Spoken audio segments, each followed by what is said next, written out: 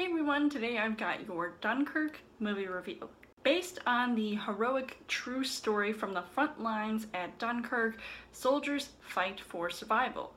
Is this the war film that we've been waiting for? So as far as the story goes, Christopher Nolan directs this action-packed film that brings you back to a time when opposing forces were fighting or evacuating to a beach for safety. I am a huge fan of Christopher Nolan, have been a fan of many of his films, and I personally think that a war genre film I think is definitely fitting for a director like him.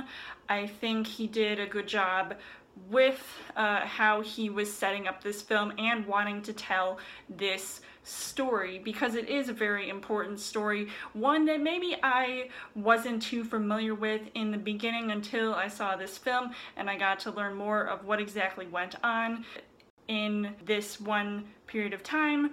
I think he does deliver a film that you can really learn the history of what happened at Dunkirk. Some things might be a little confusing at times. Right away, you see these soldiers who are in abundance. They're trying to get off this beach. They're all sort of collectively forming these lines, and some of them, a majority of them, were alive, and then some of them you see weren't. That was almost horrific to see, but that was the reality of war, where there were going to be casualties. It was also even scarier when you had to see them duck at times. Every time a plane would show up, you knew that something was about to go down, and even when they were on their ships, or at least trying to get to them, or trying to get off of them. Sometimes I felt like this movie was hard to follow because throughout the film, they have all of these different types of characters, and the story goes back and forth following these different characters with their own points of view. 1 minute it'll be daytime, and then the next it'll be nighttime. So it kind of gets confusing when all of that happens. As far as the casting goes, you've got a pretty good cast in this movie. Definitely a lot of A-listers that I'm glad to see in a Christopher Nolan film, some who have previously worked with him, and some of whom are newcomers, and even some to acting. So you've got Mark Rylance. He's on this boat, and he takes his son and this other boy along for the ride to go help pick up these soldiers who could be stranded on the war front, and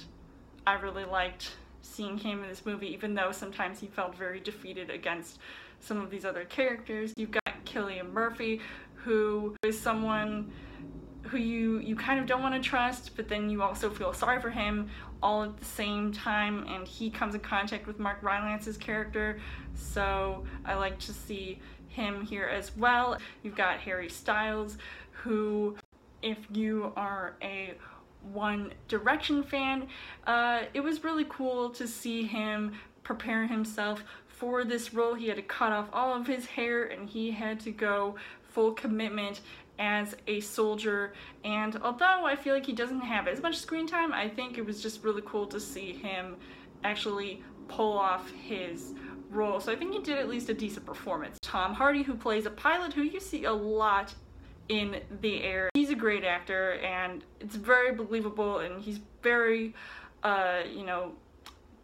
believable in this role, and he's also very intense at times, and I just loved seeing him here, as well as Kenneth Branagh, who I felt like was going to have a much bigger role in this film, but I wasn't too disappointed when he didn't.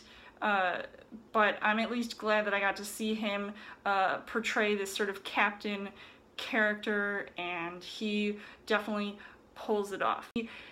Things that I liked about this movie was, right off the bat, seeing that beautiful cinematography. I know Christopher Nolan is very good with his IMAX cameras. This movie should definitely be seen in IMAX. However, I didn't see it in IMAX, but I knew when the scenes that were shot in IMAX came on, I knew, man, like, that just all looks so cool, and there were these intense scenes that, sometimes put me on the edge of my seat, and I was literally just seeing the danger that these guys were in, and you really felt like you were there with these action scenes that were put together well, and you felt the realism when they're on the ships or they're in the air. It was almost heart-stopping to watch these moments unfold, especially when it gets intense, when you're on the front lines with these soldiers,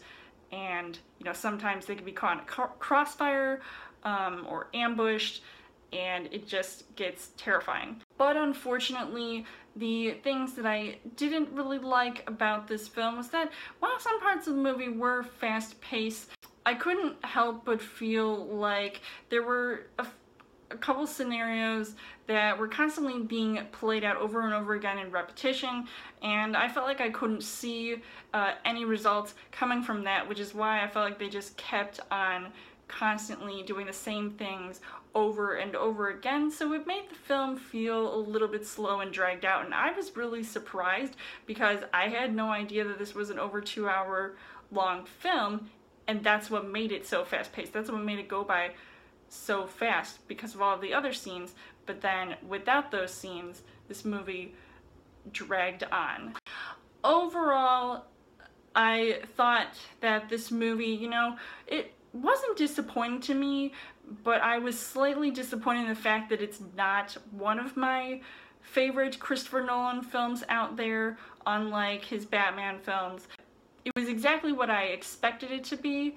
I wouldn't say I was completely disappointed by it in the end, so I would still highly recommend seeing this movie to anyone, whether you're a war film buff or you're a history buff. I think this is a movie to definitely check out, even if at times it does miss its mark.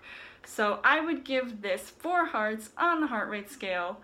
So let me know in the comments what you guys thought of Dunkirk, and as always, you guys can subscribe to my channel. I've got more movie reviews, movie updates coming every week for a Trail Thursday video. You guys can also like me on Facebook and follow me on Twitter, and I will see you guys later.